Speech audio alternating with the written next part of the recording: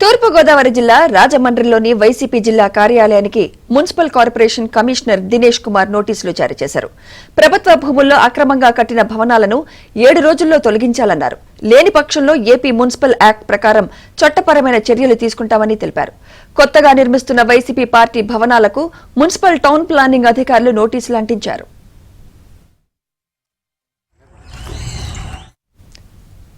దీనిపై మరింత సమాచారం మా ప్రతినిధి రాజబాబు అందిస్తారు.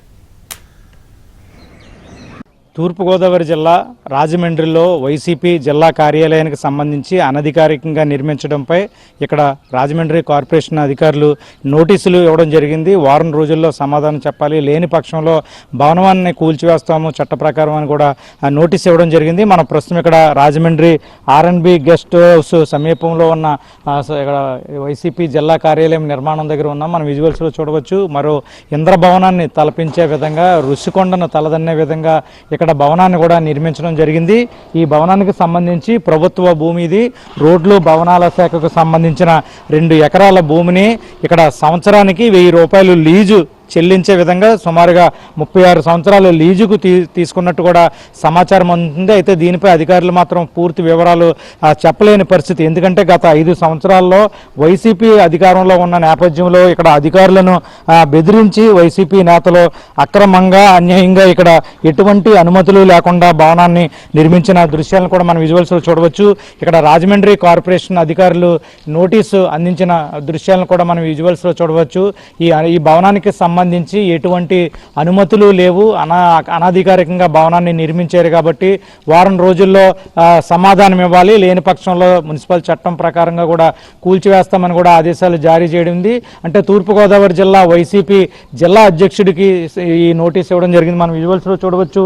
ఒక ఇంద్ర భవనాన్ని తలపించే విధంగా ప్రభుత్వ స్థలంలో అనధికారికంగా అక్రమంగా ఎటువంటి అనుమతులు లేకుండా వైసీపీ నేతలు ఇక్కడ భవనాన్ని నిర్మించిన దృశ్యాలను కూడా మనం విజువల్స్లో చూడవచ్చు. మొత్తం ఇది కోట్లాది రూపాయలు విలువ చేసే భూమి. ఇక్కడ 2 ఎకరాల భూమిని ఇక్కడ లీజుకి తీసుకున్నట్టు కూడా మనకి సమాచారం అందుతుంది. ముఖ్యంగా చూస్తే కనుక దీని విలువ చూస్తే కనుక ఈ 2 ఎకరాల విలువ సుమారుగా 100 కోట్ల రూపాయలు ఉంటుందనేది కూడా ఇక్కడ అధికారులు అంచనా వేస్తున్నారు.